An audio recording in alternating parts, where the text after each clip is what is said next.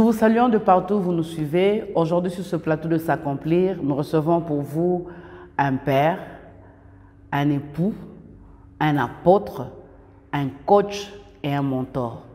Alors, découvrons ensemble de qui il s'agit.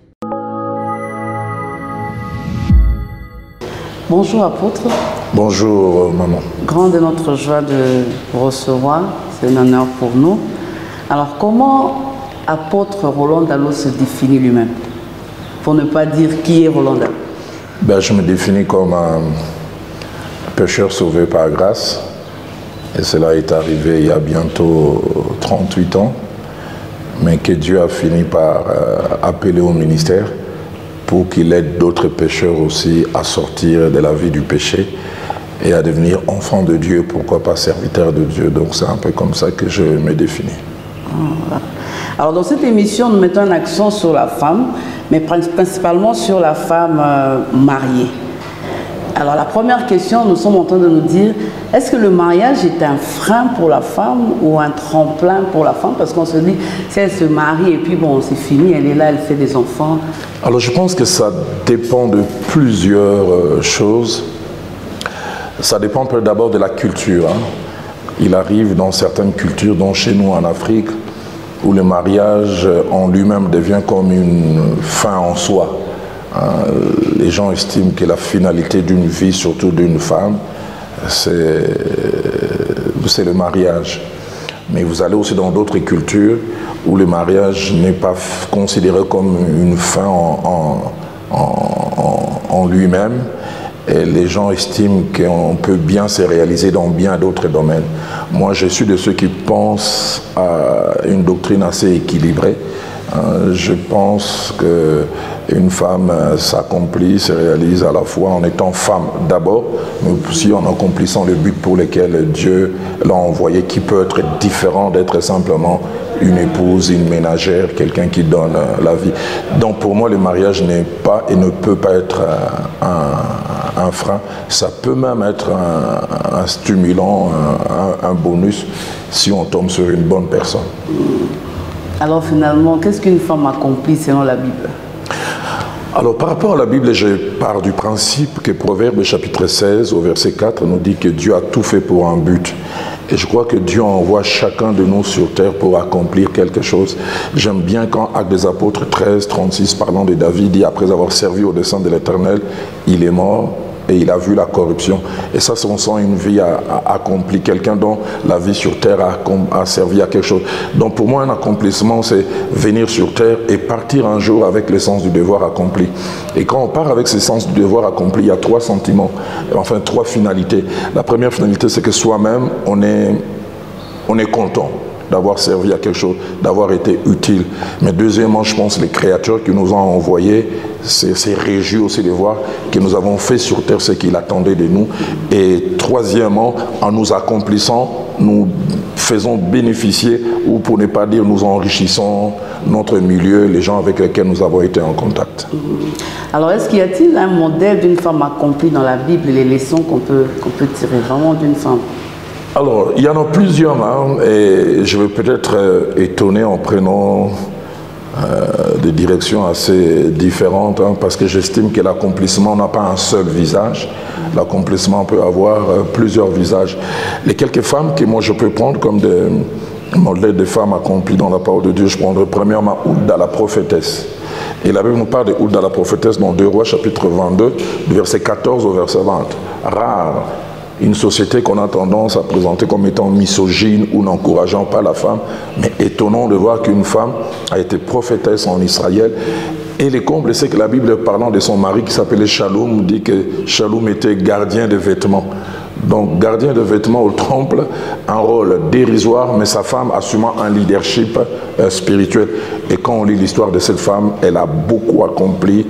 Elle a eu le courage des fois d'aller dire à certains rois certaines choses. Et sa mission de prophétesse a changé la destinée de toute une nation. Deuxième femme que je peux estimer aussi une femme accomplie, c'est Ruth, plutôt, c'est Déborah la juge. Ça, c'est une femme glorieuse. La Bible nous parle de Déborah juge. Et Déborah est juge à une époque où les hommes sont en train de dominer elle-même. Elle dira, je me suis levée comme une mère parce que les hommes étaient sans force. Et on voit comment elle a su mobiliser les tribus pour aller combattre et obtenir la victoire pour Israël. Une autre femme accomplie, c'est là où le terme accomplissement pour moi prend une détonation et même une coloration, pas toujours celle que l'on peut penser, c'est Anne, qu'on appelle communément Anne la prophétesse. Dans Luc au chapitre 2, verset 36 jusqu'au verset 38. Il nous est parlé de cette dame en plusieurs termes que je vais essayer de résumer. Allez, les commentateurs disent qu'elle s'est mariée, elle avait l'âge de 17 ans, mais n'a vécu qu'avec son mari 7 ans. Et donc on peut estimer à 24 ans, elle est devenue veuve. Mais la Bible dit qu'elle a vécu jusqu'à 84 ans. 70 ans, et étonnant, la Bible dit elle passait tout son temps au temple. Faisant quoi au temple? Priant et demandant que le Christ puisse venir. Allez, était-elle connue en termes de publicité? Non. Mais elle s'est accomplie dans ce qu'elle pensait être son rôle, simplement être dans l'intercession pour que le Christ puisse venir. Donc, c'est pourquoi, quelquefois, quand je touche l'aspect accomplissement, pour moi, accomplissement ne veut pas toujours dire publicité. Ouais, célébrité. Donc, on peut s'accomplir sans forcément que le grand public soit au courant. Le plus important, Dieu au courant, nous-mêmes, nous sommes au courant et notre entourage en est bénéficiaire. Donc, pour moi, ces trois femmes, je prends Hulda, je prends Déborah et je prends Anne, je considère comme des modèles de femmes accomplies. De nos jours, quelles sont vraiment les caractéristiques? On peut prendre 1, 2, 3, 4 caractéristiques d'une femme qu'on peut dire aujourd'hui accomplie en tenant compte de ce que vous venez de dire par rapport à ces trois femmes. Alors une femme accomplie pour moi d'abord c'est une femme qui premièrement est en relation avec le Seigneur aujourd'hui au travers du fait d'accepter Christ comme Seigneur et Sauveur. Mais deuxièmement c'est une femme qui avec le temps ou dans son intimité avec Dieu découvre le pourquoi Dieu l'a envoyé sur terre, pour ne pas utiliser le terme vocation ou appel. Et mais troisièmement, c'est cette femme qui travaille pour que cet appel s'accomplisse.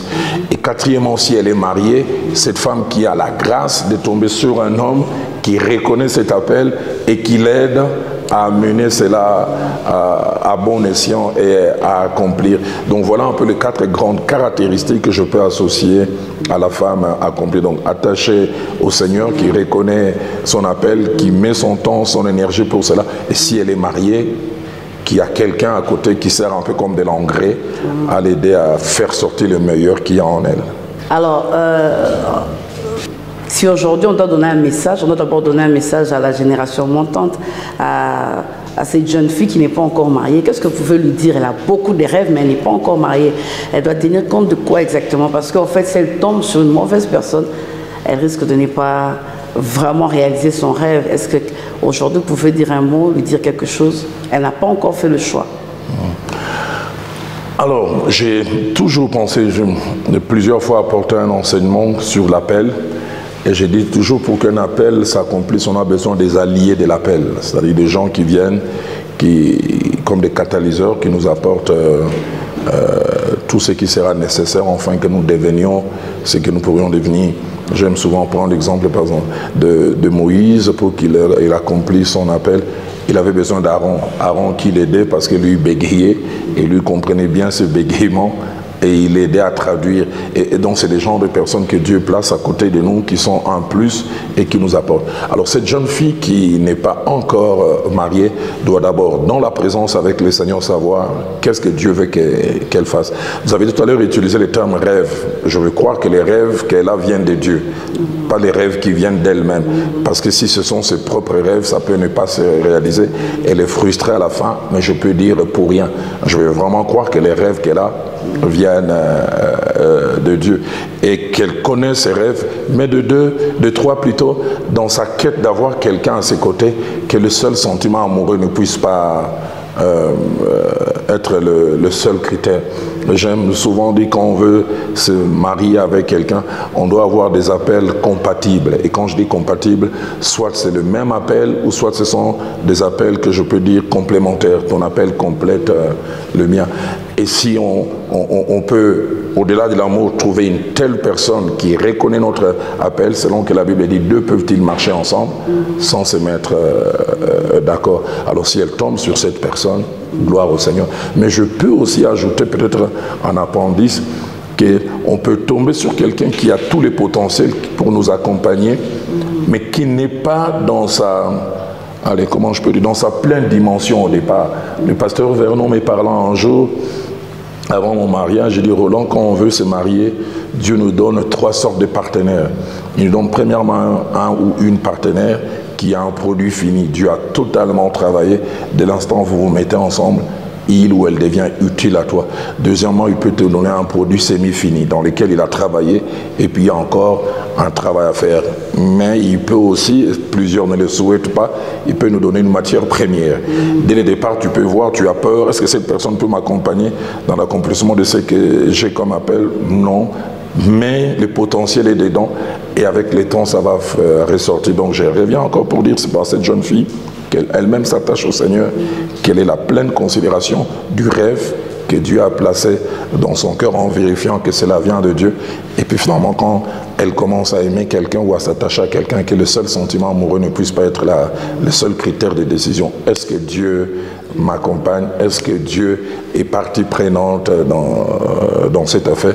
Et puis j'ai ajouté cet appendice qui ne se laisse pas aussi forcément ébranlée par ce qu'elle peut voir au départ. Quelqu'un peut avoir les potentiels de nous accompagner, mais peut-être avec le temps, ça va ressortir. Donc voilà un peu en résumé ce que Alors vous avez dit quelque chose de très important par rapport aux appels. C'est vrai que la question devait venir après, mais elle m'est revenue. Quand vous dites que les appels doivent être complémentaires, est-ce que les gens peuvent se marier avec des appels vraiment très très différents? Ou si par exemple je dois épouser quelqu'un et que je suis appelé au ministère, cette personne aussi doit être appelée au ministère. Je suis appelé à la politique, lui aussi doit être appelé à la politique. Comment ça se passe? Et est-ce qu'il existe des couples pareils, des appels vraiment? Oui, je parlerai d'abord peut-être de mon côté homme et puis peut-être je reviendrai du côté féminin. Quand j'ai commencé à ressentir cette grande conviction que j'étais appelé au ministère, le pasteur Vernon m'a parlé en disant, Roland, en tant qu'homme appelé au ministère, sache que sur ta route, tu pourras avoir 3 types de femmes. Premièrement, tu pourras avoir une femme ayant aussi un appel principal. Et quand on parle de l'appel principal, il veut parler des gens de 5 ministères. Selon que Éphésiens chapitre 4, on parle, donc c'est une femme aussi peut-être qui est apôtre, qui est prophétesse, qui est évangéliste, qui est docteur ou qui est prophète. Donc, qui est vraiment dans les 5 ministères. Et j'en ai vu souvent dans mon parcours en tant que serviteur de Dieu. Mais deuxièmement, il disait, tu peux avoir une femme qui a ce qu'on appelle un appel auxiliaire. Elle n'est pas forcément dans les 5 ministères. Moi, je suis appelé à être pasteur, je suis appelé à être apôtre. Elle est monitrice de l'école du dimanche, elle est conductrice de louanges. Ce n'est pas un ministère qui fait partie des 5 directement. Mais troisièmement, tu peux avoir une femme qui ne fait partie ni de la première catégorie, ni de la deuxième. Elle est simplement une ménagère. Son rôle à elle, c'est de te préparer ton costume, c'est de te rassurer, c'est rassurer que tu as bien préparé tes notes. Mais elle n'est pas moins importante. Elle n'est pas moins importante. C'est pour cela que je dis donc très très important de savoir. Alors l'un des grands problèmes aujourd'hui, c'est qu'il arrive des fois qu'il y a des femmes qui font partie de la première catégorie, mais qui tombent sur des hommes qui les étouffent, qui les empêchent d'exprimer ce qu'elles ont. Alors l'autre extrême aussi, tu tombes une femme qui fait partie de la dernière catégorie, qui n'a rien reçu, ni un ministère principal, ni intermédiaire, mais par mimétisme. Et là, toi, tu n'as pas vu, tel a fait de son épouse son pasteur, et elle pousse coûte que coûte son mari à les placer devant, alors qu'elle n'a rien reçu de la part de Dieu. Alors revenons du côté féminin, on peut avoir une femme qui a un véritable appel pour le ministère, mais Dieu la place aussi à côté de quelqu'un qui a un appel au ministère. Je n'ai pas peur de citer des aînés et des amis que j'ai connus. Je prends par exemple un aîné qui a joué un très très grand rôle dans mon parcours ministériel, le pasteur Marcel Bomboko, qui aujourd'hui dirige l'extension de la borne à Barumbu, la Bannière. Dès l'instant où je me suis converti, je les ai connus les deux, et lui et sa femme, des ministres de Dieu convaincu, autant j'aimais écouter, je l'appelle souvent, il y a Marcel Bomboko, autant j'aimais écouter sa femme. Et aujourd'hui, plus de 30 ans après, on sait sentir que les deux ont un appel authentique. D'ailleurs, les deux donnent cours à la faculté des théologies des Assemblées de Dieu. Et quand je les écoute, je dis waouh. Je prends un autre exemple que j'ai connu avec le temps, c'est le couple Dominique Ngoy et Hélène. C'est vrai que Hélène s'est bonifiée avec le temps, mais dès le départ, on pouvait sentir que et l'un et l'autre avaient quelque chose de la part de Dieu. Mais de deux, on peut avoir une femme qui n'a pas... on peut plutôt être une femme qui a un autre appel et puis finalement s'attacher à un homme qui a un appel dans les ministères. Peut-être plusieurs ne connaissent pas des aînés, je l'appellerai même un papa, hein, qui a commencé l'église pleine évangile à Kitambo, le pasteur Chibambe, qui a longtemps été à Kinshasa, mais maintenant il est en région parisienne. Un vrai apôtre, un vrai homme de Dieu qui a implanté des églises, mais sa femme était dans la politique. Elle était même ministre à l'époque de Mobutu. Mais j'étais étonné de voir la complémentarité entre les deux. La femme savait des fois arrêter certaines choses pour venir accompagner son mari. Et les maris savaient aussi de temps en temps accompagner sa femme. Donc le plus important, c'est on tombe sur un homme qui est selon la volonté de Dieu et qui peut reconnaître votre appel et vous accompagner. J'aime souvent aussi donner cet exemple et quand j'enseigne, c'est de Laure Mbongo et de Christian. J'ai souvent eu le temps d'échanger avec eux. Le don a un appel authentique, mais Christian, avec le temps, a reconnu que l'appel principal du ministère est attaché à sa femme.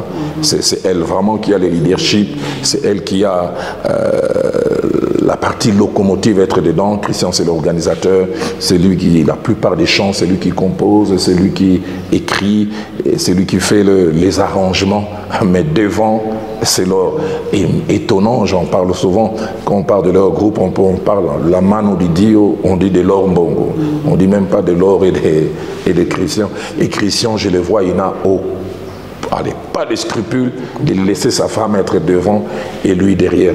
Et ça, j'estime être de la grandeur, reconnaître que l'appel principal est chez telle personne. J'ai un peu aussi vu ça chez les couples Olangi, où plus d'une fois les gens qui partageaient avec le couple disent « Papa Olangi, reconnaissez quand vous... Ah, c'est elle qui a reçu l'appel. » Mais tout l'aspect administratif, organisation, ça c'est Papa Olangi qui tenait. Donc le plus important, c'est de tomber sur une bonne personne qui va vous propulser, qui va vous envoyer de l'avant. C'est pourquoi j'aime beaucoup citer ce passage de la Bible qui m'inspire énormément. C'est Ephésiens chapitre 5 au verset 26.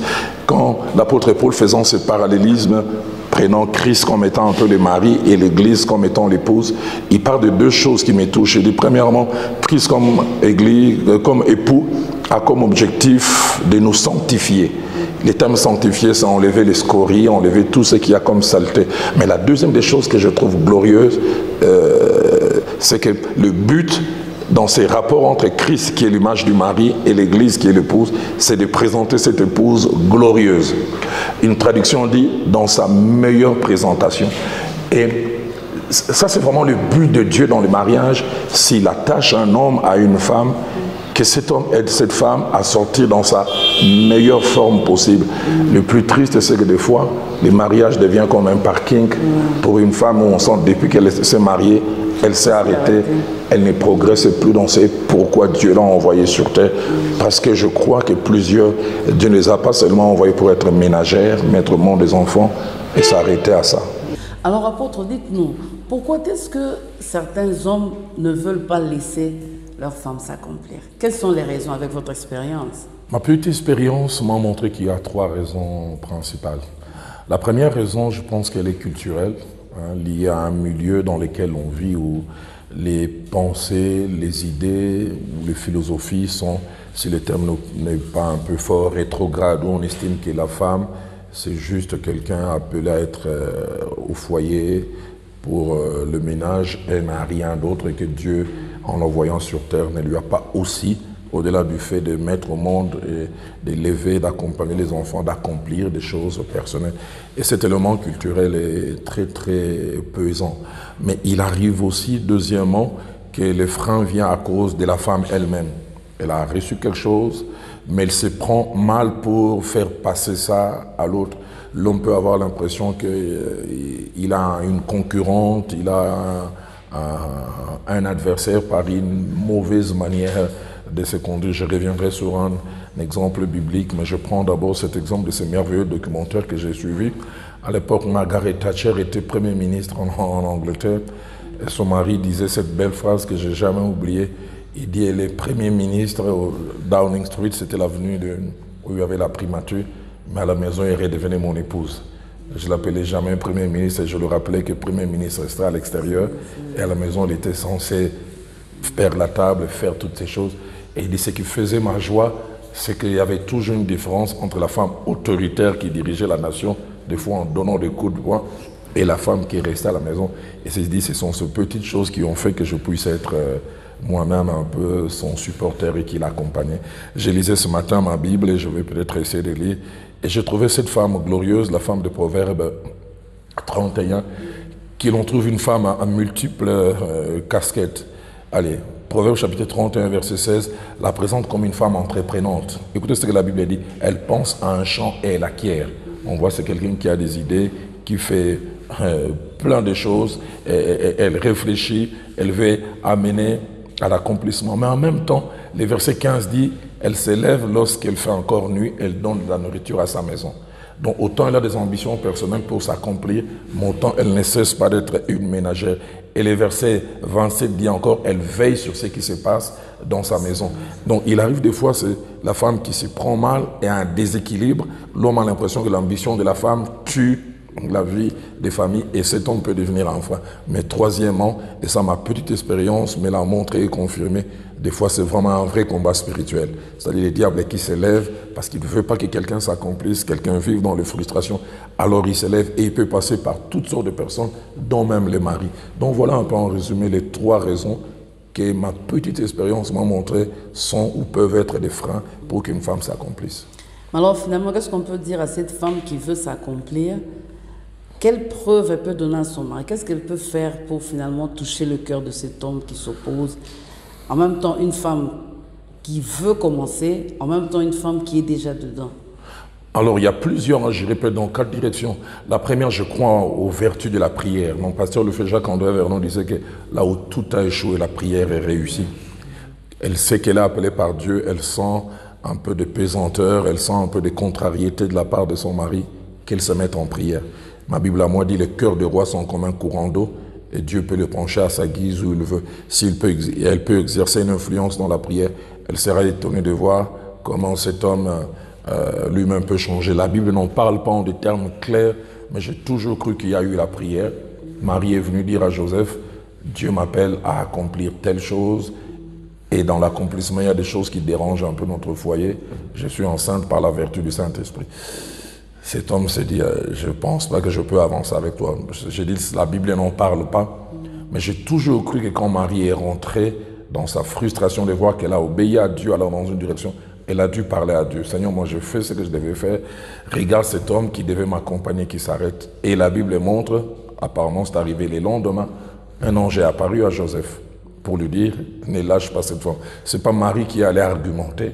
Il dit, ce qui est arrivé c'est de moi. J'ai toujours cru que la première personne à être étonnée, ça devait être Marie. Quand elle entend le lendemain matin, quelqu'un toque à la porte, je m'imagine, il devait avoir les traits tirés. Qu'est-ce que tu viens encore chercher?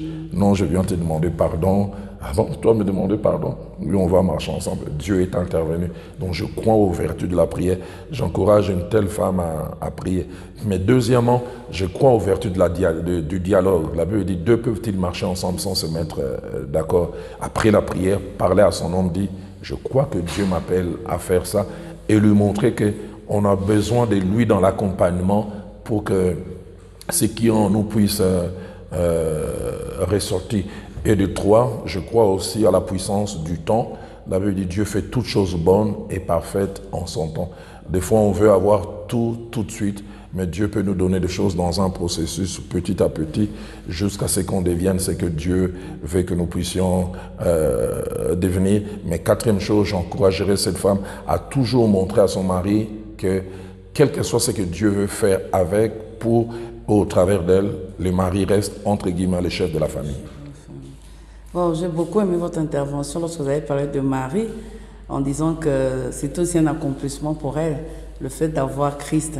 Alors finalement, dans un couple, dans une famille, quel peut avoir l'apport de la femme, une femme accomplie? Quels sont les bénéfices que tire le couple et la famille lorsqu'une femme est accomplie? Alors, trois choses. Je pense qu'une femme accomplie, c'est d'abord une femme, comment je peux dire, épanouie elle-même. Et il n'y a pas meilleur qu'une femme heureuse. Quand elle est heureuse, elle rend heureux tout autour. Si elle n'est pas épanouie, elle va être frustrée, murmurer, et tout ce qu'elle a comme murmure et frustration, elle exprimera cela. Les maris vont les ressentir, les enfants vont les ressentir, la mauvaise humeur. Donc ça, c'est une première des choses. Une deuxième des choses, j'en ai presque parlé, c'est ce sentiment de se dire je suis utile à quelque chose. Et ça, c'est très, très important. Ma petite expérience dans la vie, j'ai 58 ans aujourd'hui. Je pense que le bonheur ne réside pas forcément dans le matériel. C'est faire quelque chose et se rendre compte que ça a servi. Je me souviens un jour, je parlais à un médecin qui me disait, je sors d'une opération, une femme qui avait 12 ans sans maternité et qui a une grossesse précieuse. Et puis finalement, quelques minutes avant l'accouchement, on se rend compte qu'il y a possibilité qu'on perde les 2 enfants. Alors, ils se sont retrouvés dans un petit comité médical, comme ça arrive souvent. 2 options, soit on sauve la maman, ou soit on sauve les 2 enfants, mais on ne peut pas.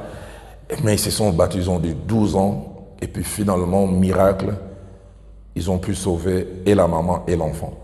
Il dit, je suis rentré chez moi ce jour-là, fatigué, j'aime beaucoup les termes qu'il utilise, mais j'avais une bonne fatigue de me dire que j'ai servi à quelque chose. C'est pour ça que je dis, je pense que le fait d'être accompli, c'est ce sentiment que l'on a. Moi-même, je ne sais l'expliquer. Ça fait aujourd'hui une trentaine d'années que je suis dans le ministère. Quand je quitte la chair et que je sens que j'ai été utile à quelque chose, mon épouse Viviane peut témoigner, je sifflote à la maison, je suis heureux. Et quand j'ai raté un message, je suis l'homme le plus maussade et surtout... Ça vous arrive de rater les messages? Oui, ça m'arrive, ça m'arrive. Peut-être de moins en moins maintenant, mais ça arrive toujours.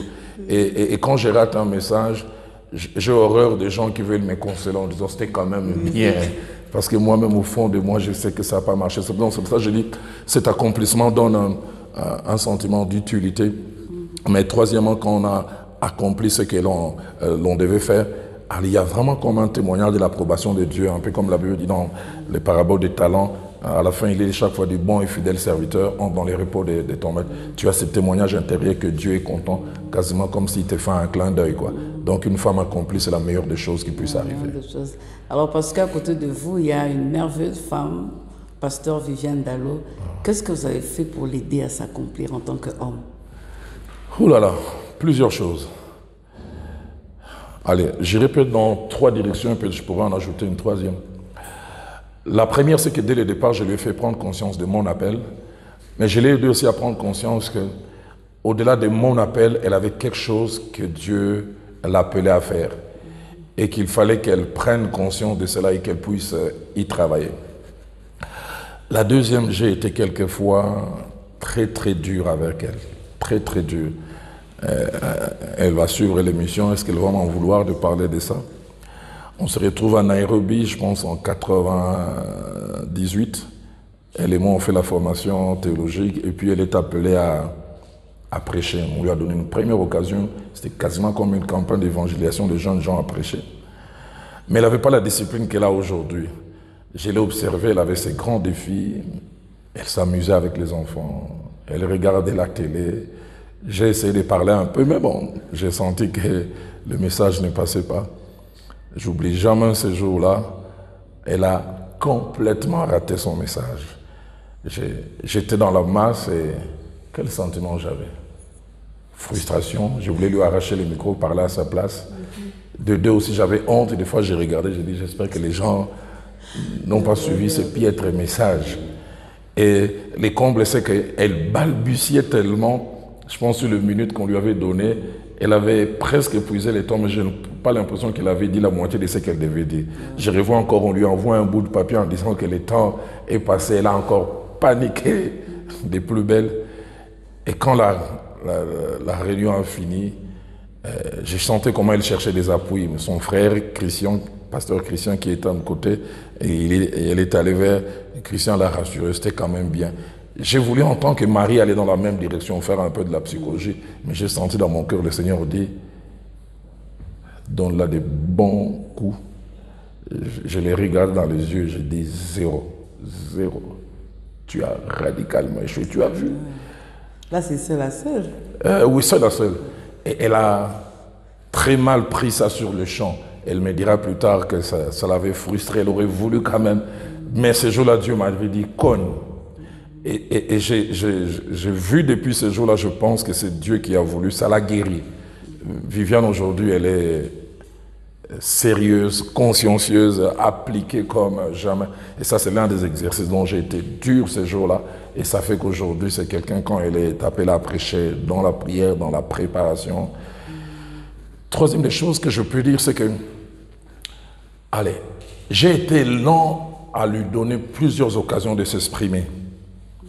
Je pense que le background dans lequel j'ai grandi spirituellement a aussi un peu joué dans ça. Qu'est-ce que je peux dire? Plusieurs peut-être ne le savent pas. Les assemblées de Dieu, communauté dans laquelle nous faisons partie, ont eu deux courants. Le premier courant, c'est le courant venu des États-Unis où très rapidement on a laissé la place à la femme d'exercer son ministère. Et puis le deuxième courant sont les assemblées de Dieu de France. Les assemblées de Dieu de France qui ont un background un peu protestant, avec une histoire, avec tout ce qu'ils ont eu comme réveil. Du reste, les assemblées de Dieu, je pense, de France, jusqu'à il y a 10 ans, les femmes étaient obligées de porter des mouchoirs, des têtes. Ils avaient difficile à laisser sa femme s'exprimer. Je me souviens même encore en 1994, j'ai suivi un pasteur des assemblées de Dieu de France qui disait qu'on ne devait pas reconnaître une femme parmi les 5 ministères. Elle disait même si Christ voulait que les femmes soient parmi les 5 ministères, elle aurait mis une apôtre parmi les 12. Alors, ce qui fait que je vois un exemple, je vois le pasteur Vernon et sa femme, Madame Vernon, merveilleuse femme de Dieu. Mais je n'ai jamais vu Madame Vernon prêcher dimanche. Sa seule prédication, c'était du côté de femmes. Et donc, j'ai dit sur ce plan, autant je voyais ses atouts, mais j'ai eu difficile à la promouvoir directement. C'était quoi, la peur? Non, ce que j'ai dit, je viens d'une communauté où c'était ça. Maintenant, les assemblées de Dieu commencent à changer. Je pense qu'il y a 3-4 ans, on commence à ordonner des femmes. Avant, ce n'était pas le cas. Donc, or, moi, ça fait combien? 6 ans que j'ai laissé l'église. Donc, jusqu'à ce que je laisse l'église, il y avait vraiment... Mais en même temps, je reconnaissais qu'elle avait quelque chose, mais je lui avais laissé le seul couloir de faire le travail du côté des dames. Là, je l'ai encouragée. Mais au fond de moi, je sentais qu'elle avait quelque chose à apporter de plus que les femmes. Là, maintenant, avec le temps, je l'encourage. Là, il y a quelques temps, j'ai organisé pour elle une grande réunion des dames à Goma. Je reviens même de là après elle. Durant toute une semaine, les femmes des serviteurs de Dieu sont venues, les serviteurs de Dieu sont venus aussi suivre. Une porte ouverte dans une des grandes églises de Goma. Les pasteurs ne cessent de me dire autant de bien qu'elle apporte. Donc, autant j'ai été à temps dans certains domaines, mais je pense dans certains autres domaines, je suis venu un peu lentement. Mais bon, on dit mieux vaut tard que jamais. On peut aussi dire le temps de Dieu. Peut-être. Alors, quand est-ce que, pasteur, l'accomplissement de la femme devient un danger pour le couple? J'ai essayé un peu de le dire tout à l'heure en prenant la femme de Proverbes 31. Je pense que l'accomplissement de la femme peut devenir un danger quand la femme oublie son côté ménagère. C'est-à-dire qu'il n'y a que cet autre aspect qui n'a rien à voir. Je veux vraiment croire que, par exemple, les femmes que j'ai mentionnées, Hulda, tout en étant prophétesse, elle continue à être épouse. Déborah, tout en étant juge, elle continue à être épouse. Les grands dangers, c'est le plus souvent quand on laisse cet aspect. Deuxième grand danger, au-delà de l'aspect du ménage, c'est le rôle central qu'une femme occupe dans la maison, dans l'éducation des enfants, faire les devoirs, influencer les filles. Quand désormais on est obnubilé et focalisé entre guillemets sur son accomplissement et on laisse tomber les autres côtés. Pourquoi j'en parle? Un principe simple que le pasteur Vernon m'a mentionné en disant quelqu'un qui réussit partout et qui échoue avec ses enfants, l'échec avec les enfants va déteindre sur tout ce que l'on a pu réussir. Donc à cette femme qui a un appel dans un domaine séculier ou spirituel, j'encourage, quelle que soit l'énergie, le temps, la force que tu peux mettre, n'oublie pas l'autre côté, Parce que si tu échoues de l'autre côté, tu auras un sentiment de gâchis. Oui, apôtre Roland Dallot, 5 femmes autour de vous. Quand je parle de 5 femmes, il y a pasteur Viviane et 4 autres très belles, très intelligentes jeunes filles. Est-ce que quand vous les regardez aujourd'hui, vous dites, waouh, elles sont en train de s'accomplir, vos filles, je parle de vos filles. Allez, elles ont encore un parcours, mais jusqu'à mi-chemin, je peux bénir Dieu en voyant, la grâce de Dieu, mais je pense aussi au petit accompagnement. Viviane et moi, mon épouse, nous avons toujours eu la pensée d'aider chacune des filles à savoir ce que Dieu veut qu'elles fassent, et on ne les a jamais obligées à devenir ce que nous pensons. Madame Lombo, Eunice, quand elle a commencé à vouloir faire ce qu'elle veut, elle est dans l'architecture, on l'a encouragée. On a dit, vas-y. Madame Vedoso a eu la ferme conviction de faire de la musique son major, et puis des relations publiques son minor. On l'a encouragée et on voit elle est en train de réussir. Gloria, elle vraiment c'est le domaine de la politique, de la gouvernance qui l'intéresse. Et quand on voit tout ce qu'elle est en train d'accomplir, moi quand je parle avec sa chef, je suis non seulement épaté, je suis un parent fier. Et la cadette qui ne jure que par la psychologie et elle y met tout son cœur. Allez, sans fausse modestie, je peux dire que Viviane et les 4 filles se sont accomplies, sont en train de s'accomplir. Et au-delà de Dieu, j'ai essayé d'apporter ma modeste contribution. Vous auriez voulu avoir un Roland Dallot parmi elles? Pas forcément. Ça étonne souvent les gens parce que je suis né d'une famille de 4 garçons, dont on est né à 5, ma grande sœur, et puis 4 garçons. Après, celui qui vient après moi, Rémi, il n'y a pas eu de problème, Christophe, mais il va peut-être être choqué en écoutant. C'est là, quand maman a eu la dernière grossesse qui a fait que notre cadet Christophe naisse, je souhaitais que ça soit une fille. J'aurais bien voulu avoir une petite sœur. Bon, est-ce que je dois dire dommage? Non, je ne peux pas dire ça, c'est comme si je regrette. Et puis c'est un garçon qui est venu. J'ai grandi avec cette sorte de manque de ne pas avoir de petites sœurs. Et j'ai toujours cru que Dieu a voulu un peu compenser tout ce que je peux manquer. Dieu m'a donné cette présence féminine en grand nombre à la maison et je ne regrette pas. Et je me sens même l'homme le plus joyeux d'être entouré par autant de femmes qui m'apportent beaucoup. Mais au travers de l'autre génération, Dieu est en train de me compenser. Mes filles ne commencent à avoir que des garçons. Et souvent qu'il y a un Roland Dallot dedans. Alors, là, quand vous parlez, on sent aussi l'apport des parents. Bien qu'on parle de la femme mariée, l'apport des parents dans l'accomplissement. Je parle là maintenant, je ne vois pas que la femme, je vois aussi l'homme. Qu'est-ce que vous pouvez dire à ce père? Parce que nous, on a grandi dans un contexte où le parent dit il faut faire soit le droit, soit l'économie. Donc, quand tu vas aller faire la musique comme votre fille, tu vas aller chanter et puis tu vas étudier.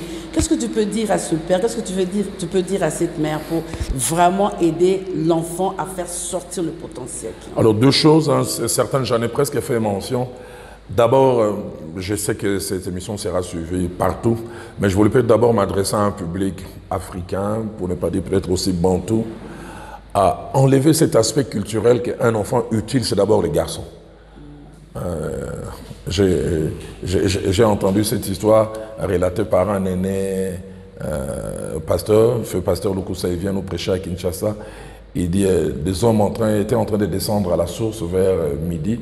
Alors il est des coutumes que peut-être ils ont peur de trouver des jeunes filles en train de se baigner. Alors, et puis de loin écrit, est-ce qu'il y a quelqu'un? Et les filles répondent, non, il n'y a personne, il n'y a que nous. Okay. Comme pour dire, vous êtes qui?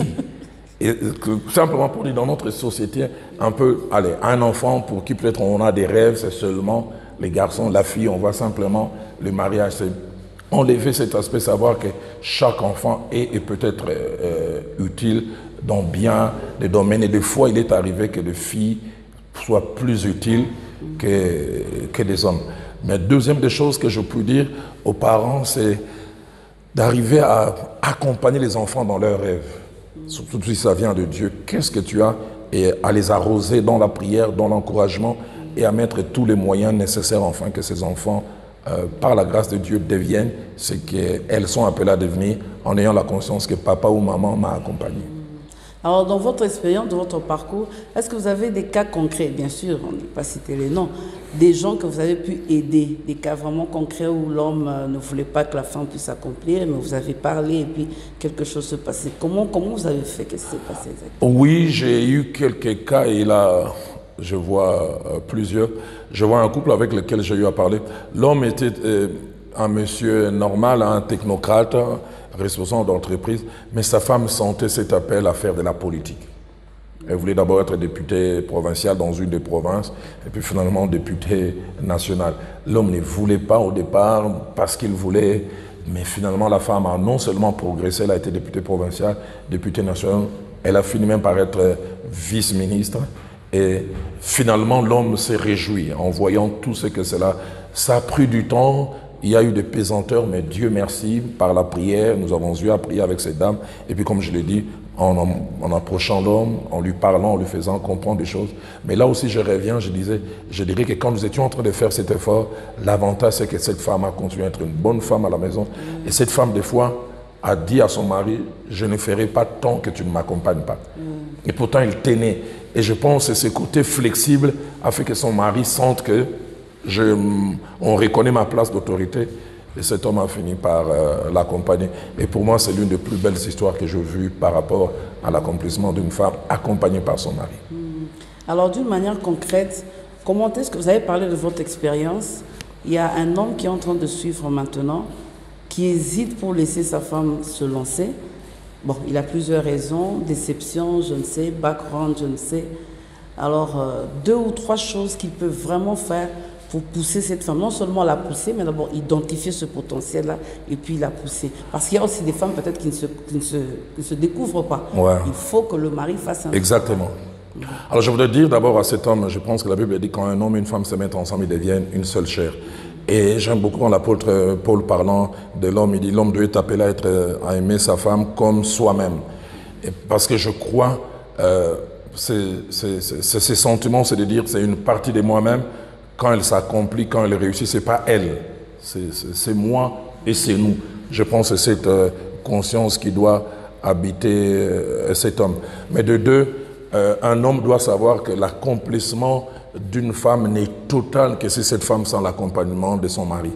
Et plaise à Dieu que l'homme ne soit pas comme un spectateur assistant, que la femme sente vraiment que l'homme est impliqué, il est impliqué dans ce qu'il fait, il apporte une touche. J'ai entendu parler d'un homme qui, des fois, allait au comptoir du commerce de sa femme, juste pour voir. Apparemment, c'est rien, mais elle sent qu'il y a une implication. J'ai entendu parler d'un homme qui, quand sa femme était appelée au ministère, mais quand il rentre, il ramène un dictionnaire biblique, il ramène un commentaire, il ramène...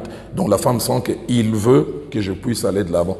Et je voudrais encourager, nous les hommes, à le faire. Mais troisièmement, je pense, par la prière, combien il serait bon, même à notre insu, que la femme entende son mari qui est en train de prier par rapport à ce qu'il est en train de faire.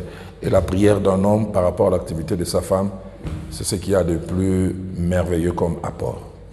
Voilà, ici nous ne voulons pas entrer dans ce débat à côté des hommes qui tirent, à côté des femmes qui tirent. Mais qu'est-ce que vous pouvez penser de cette affirmation? Femme accomplie, femme insoumise. Si oui, si vous êtes d'accord avec cette affirmation, pourquoi? Sinon, pourquoi? Non, femme accomplie, femme insoumise, je ne l'envisage pas comme une doctrine ou quelque chose qui est inéluctable. Je l'envisage comme une possibilité. Et même dans la possibilité, je l'envisage comme une exception. C'est quelque chose qui peut arriver ou quelquefois est arrivé. Et je pense que des émissions comme celle-ci, ça aide à rectifier cela. Femme accomplie n'est pas toujours femme insoumise, mais femme accomplie peut être une femme insoumise, soit par rapport à elle-même, soit par rapport aux gens qu'elle écoute, d'autres personnes qui peuvent la pousser. Mais une femme accomplie peut aussi être une bonne femme soumise, et des exemples, il y en a légion. Donc je continue et je persiste à dire, je ne crois pas à cette formule comme étant quelque chose de définitif. Je crois que ça peut être une exception et quelque chose que l'on peut aussi corriger. Alors aujourd'hui, il y a une femme qui nous suit. Comme il y a une femme qui m'a posé une question, tu te focalises sur les femmes mariées. Moi, je viens de perdre mon mari. Alors, est-ce qu'une femme ne peut s'accomplir qu'à côté de son mari? Parce qu'elle est veuve. Qu'est-ce que vous pouvez dire, dans d'autres si on le voit, les femmes seules. Qu'est-ce que vous pouvez dire de ces femmes-là? Comment est-ce qu'elles peuvent s'accomplir? Alors, je reviens sur deux notions importantes. La première notion, j'ai toujours cru que le mariage est un appel. Parce que la Bible nous parle en disant que certains sont appelés à être des eunuques, appelés à se réaliser en restant seuls. Ces personnes, même si elles se marient, elles se rendent un mauvais service, elles rendent aussi un mauvais service aux autres. Mais deuxièmement, je dis on n'a pas forcément besoin d'être à côté de quelqu'un. J'ai cité l'exemple d'Anne, qui était célibataire, elle s'est mariée 7 ans, mais puis elle est restée 70 ans, mais elle s'est totalement accomplie. Donc je pense aussi on peut s'accomplir en étant seul. Et tout dépend de ce que Dieu a placé en nous comme prédisposition. Et si nous reconnaissons cette prédisposition, tu es veuve, tu penses que tu peux servir Dieu en étant veuve, il est même mieux dans certains domaines, bien qu'il y aura des contraintes, tu n'as des comptes à demander à personne, tu peux te focaliser, tracer des programmes. On voit les gens comme l'apôtre Paul qui ont servi Dieu en étant seuls, mais tu places aussi de l'autre côté des Pierre qui avaient des épouses. Donc chacun de nous reçoit quelque chose qu'il a de la part de Dieu. Et si le veuvage peut être un moyen de servir Dieu mieux, pourquoi pas? Dans la culture juive, quelle était exactement la place de la femme dans la Bible? C'est pour cela que j'essayais de parler tout à l'heure au début en disant, quand nous lisons la Bible, l'Ancien et le Nouveau Testament, ça a été écrit dans une culture. La culture juive, elle était, allez, je peux dire misogyne, c'est un peu trop fort, mais elle ne donnait pas trop d'importance à la femme. Quand vous lisez par exemple les évangiles, on parle des miracles qui ont été faits de multiplication des pains. Écoutez ce que l'on dit, il y avait 5000 hommes, sans compter les femmes et les enfants. Pour dire que, allez, les femmes étaient laissées pour compte. Au temple, quand l'apôtre Paul est en train d'enseigner, il dit que si une femme ne comprend pas certaines choses, qu'elle pose les questions à son mari à la maison. Et c'est une culture qui avait tendance à reléguer la femme au second plan. Mais finalement, quand Christ est venu, au travers de l'évangile, il a essayé de montrer qu'il n'y avait ni juif, ni grec, ni homme, ni femme. Et Christ déjà a essayé de commencer à mettre la femme sur un piédestal, pour ne pas dire au même pied d'égalité. La preuve, l'un des messages le plus importants, celui de la résurrection. La Bible dit, si Christ n'est pas ressuscité, notre foi est vaine.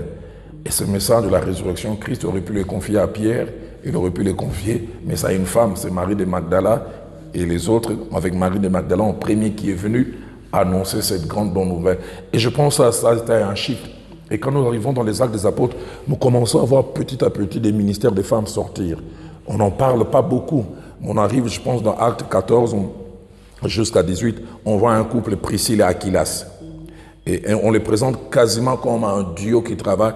Et l'histoire de l'Église dit même qu'en termes de couple ministériel, Priscille apportait plus que son mari Aquilas. Donc c'est vrai, il y a eu un problème culturel, mais que petit à petit, au travers du temps, Dieu lui-même a commencé à changer, à équilibrer les choses. Mais j'accepte, la culture juive avait tendance à reléguer la femme au second plan. Et comme nous avons un peu cet héritage, pour ne pas dire judéo-chrétien, ça nous a pris assez longtemps, mais Dieu merci, même l'Église aujourd'hui, on sent cet équilibre, bien qu'il y a certains courants qui ont toujours tendance à bloquer la femme. Alors ça, c'est vraiment une parenthèse. Est-ce que, parce que vous êtes homme de Dieu, est-ce que femme de pasteur doit-elle devenir pasteur? Je pense pas. Je pense pas que le fait d'être pasteur, épouse d'un pasteur ou d'un serviteur de Dieu fait de nous un pasteur obligatoirement. Mais je pense aussi que toute femme de serviteur de Dieu peut servir Dieu à un niveau. On peut servir aussi comme pasteur, comme je l'ai dit, on peut servir comme ménagère ou on peut servir en ayant ce que j'appelle un appel complémentaire. Mais ce n'est pas aussi exclu qu'une femme de pasteur ait aussi un appel qu'elle découvre soit du coup ou qu'elle découvre avec le temps. Alors, pasteur Roland Dallot, apôtre Roland Dallot, un mot, d'abord en 2 temps, par rapport à ce jeune homme, à cette jeune fille qui veut se lancer dans le mariage. quel conseil vous pouvez lui donner pour l'aider demain à s'accomplir? Et puis, deuxièmement, un autre mot par rapport à cet homme, vous l'avez dit, mais je veux que vous puissiez le dire d'une manière encore beaucoup plus particulière. Il est en train d'hésiter, il veut bien laisser, mais il se dit, est-ce que ça va aller avec les tares que je vois chez ma femme? Qu'est-ce que vous pouvez dire à ces deux catégories? Je dis la première catégorie de choses importantes, c'est que la première, c'est que Dieu vous a envoyé sur terre avec une mission à accomplir. Et cette mission, il faut non seulement la découvrir d'abord personnellement, vous en tant que jeune fille, mais deuxièmement, prier, et quand je dis prier, sérieusement, que Dieu vous attache à la personne, comme mon pasteur le fait Jacques-André Vernon disait, qui sera comme de l'engrais. L'engrais vient favoriser l'éclosion d'un végétal, à faire sortir le meilleur de vous. Parce que si vous tombez sur quelqu'un d'autre, que cette personne soit l'engrais, cette personne pourra être un frein. Et il n'y a que Dieu qui peut vous accompagner parce que c'est lui qui vous connaît et qui connaît quel genre de personne à associer. Et là, je reviens encore en disant, les battements de cœur avec les sentiments amoureux ne suffisent pas et ne doivent pas suffire. C'est rassurer toujours, Seigneur, est-ce la bonne personne? Est-ce la personne qui va être un complément? Un peu comme quand Dieu a voulu créer aide, il dit, je lui ferai une aide semblable. Un vis-à-vis, quelqu'un qui lui apporte un plus.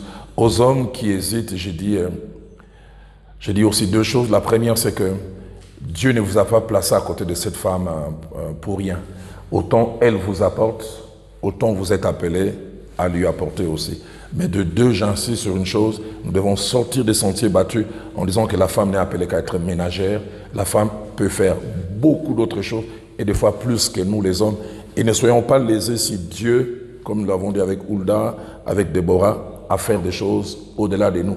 Je pense que tout ce qu'elles accomplissent ne pourront être que bénéficiaires à nous. Donc voilà ce que je peux dire à ces deux catégories de personnes. Alors, s'accomplir, nous voulons un mot de l'apôtre Dallo par rapport à cette émission s'accomplir. C'est d'actualité, ça tombe à pic. D'abord, je voudrais dire que j'ai beaucoup aimé apprécier la thématique. Et je voudrais vraiment encourager que de telles initiatives puissent se poursuivre. Un mot à la fin, j'ai peut-être pas un mot, j'ai plutôt une prière à vouloir faire. Et je voudrais la faire avec votre permission dans deux directions. Je vais la faire vis-à-vis de ces jeunes femmes qui sentent qu'elles ont quelque chose à apporter au monde, à apporter à l'Église, et qui veulent que Dieu les associe aux personnes qui vont les aider, qui ne soient pas des freins. Mais deuxième prière que je vais faire, c'est celles qui sentent qu'elles ont quelque chose, mais elles ont l'impression que les personnes à côté ne les aident pas. Et je voudrais prier dans ces deux directions avec votre permission. Oui, c'est dangereux. Alors je voudrais la faire, cette prière, dans ces deux directions. Seigneur notre Dieu, je le crois fermement, c'est toi qui as envoyé cette jeune fille, cette jeune femme, sur terre avec une mission à accomplir. Et parce que tu lui as confié cette mission, tu fais bouger son cœur pour éclairer, pour certifier. Elle sait ce qu'elle doit faire sur le plan spirituel, sur le plan séculier, peut-être ministériel. Papa, je te supplie, conduis cette jeune fille vers la personne qu'il faut, ou conduis cette personne vers elle, afin que les deux puissent former ce duo gagnant. De la même manière, je parlais tout à l'heure, comment à Moïse que tu avais appelé, tu as associé Aaron, qui a aidé enfin que ses balbutiements, pour ne pas dire son bégaiement, soient compris des autres. Seigneur, place à côté de cette jeune fille quelqu'un qui apportera un plus et rend-la capable de reconnaître. Je prie qu'elle ne puisse pas simplement avoir un partenaire tout court ou un partenaire sexuel, mais avoir à ses côtés un vrai équipier. C'est donc que la Bible dit la bénédiction qui vient de l'Éternel enrichit et elle n'est suivie d'aucun chagrin. Je voudrais même, Seigneur, dans cette première prière, aller plus loin. Si d'aventure cette jeune fille qui a cet appel glorieux, grand, s'attache à quelqu'un qui n'est pas selon ta volonté, parce que tu tiens à accomplir cet appel et l'amener elle-même à l'épanouissement, Seigneur, éloigne cet homme. Éloigne cette personne. Ça pourra peut-être attirer des larmes, mais Seigneur, finalement, elle comprendra avec le temps que ce que tu as fait est meilleur. Mais je voudrais aussi prier pour la seconde catégorie. Celles qui peut-être sont déjà mariées, en relation avec quelqu'un, mais qui sentent que cet homme ne les accompagne pas, qui sentent que cet homme ne les comprend pas. Papa, je prie d'abord que les frustrations ne prennent pas les dessus pour rendre amer, maussade et je ne sais pas moi, avoir toutes sortes de sentiments négatifs, qu'elles se tournent vers toi en disant que c'est toi qui tiens le cœur des hommes comme un courant d'eau et tu peux les pencher à ta guise où tu veux. Et je prie que toi aussi tu touches le cœur de ces hommes afin qu'ils comprennent que leur bonheur est attaché à l'accomplissement de leurs épouses. Papa, je crois fermement que puisque tu les as placés ensemble, ces hommes finiront par avoir la révélation de ce que tu as placé en elles pour les accompagner. C'est la fin de cette émission. Merci apôtre Roland Dallot d'avoir répondu à notre invitation. Et si vous nous avez trouvé en cours d'émission, sachez que nous avons reçu pour vous l'apôtre Roland Dallot avec qui nous avons développé sur le thème « Comment une femme peut-elle s'accomplir à côté de son mari ?» Merci à vous et à la prochaine.